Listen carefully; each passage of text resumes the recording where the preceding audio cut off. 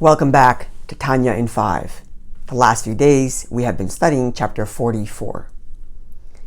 From what we have discussed in the preceding chapters with regard to love of God, it comes out that there are two elements that will make up any love of God. The first is, where is the love born from?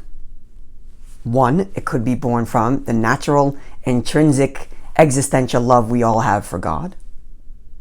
Or it can be born out of my understanding of God. The second element of our love of God is the degree of intensity to which I feel it. Do I feel distant from God and I want to get closer? To what degree do I feel that desire to get closer? Or am I so close to God in my love of Him that I just bask in His glory? In this chapter, the Alter Rebbe introduces a third element, and that is, what do I think of God that makes me want to desire Him? What makes me want to love Him? And here the Alter Rebbe introduces two ways we can think about God. And those two ways about which we can think about God include all the elements and levels described in the preceding chapters. The first is to think of God as the source of all life, and therefore the root, essence, and source of my life. Now, I love my own life. If God forbid my life were threatened, I would give up everything to stay alive. When I'm asleep, I want to just wake up and be alive.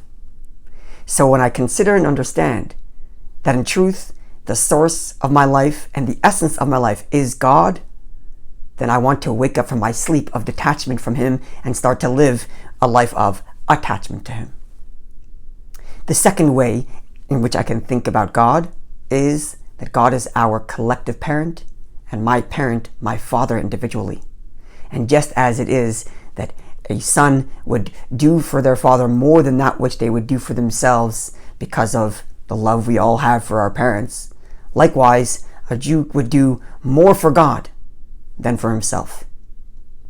Now, when thinking about God as either the source of life or a parent, one can feel that in various levels of intensity.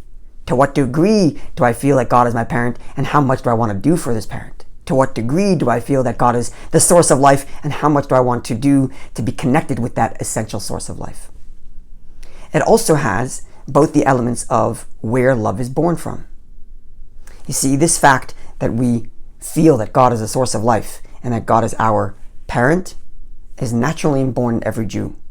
We have that as part of our intrinsic attachment and love of God, seeing God as a parent and seeing God as the source of life.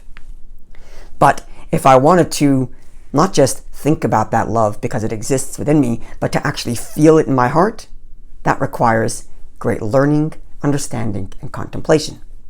So here you see that this love has both elements. On the one hand, it's natural. I feel God as my parent. But if I truly wanted to have that feeling pumped through my heart with any sort of manifest real love, it requires the mind to think and learn about it. So where do I start? Says the Alter Rebbe, there are two things you need to do to begin the process of starting to love God on either of these two ways. The first is to start to envision, what does that love look like? What does it look like to love God as a parent? What does it look like to love God as the source of all life and the source of my life and the essence of life? That's number one. Number two, I have to start accustoming myself to refer to God in that way. Literally to speak about God as a parent. Speak about God as the source of life.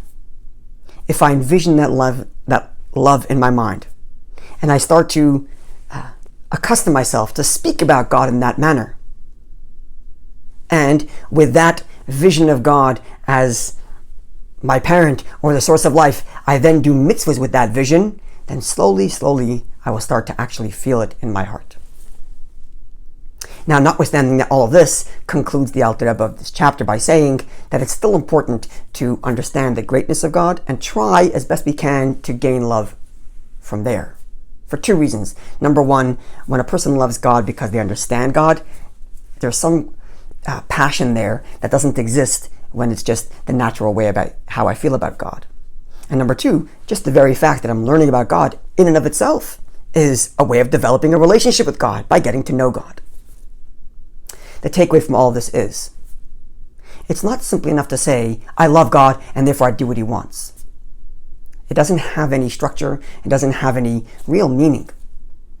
If a person truly wants to say, I love God, they first have to know, what is it about God that I'm loving?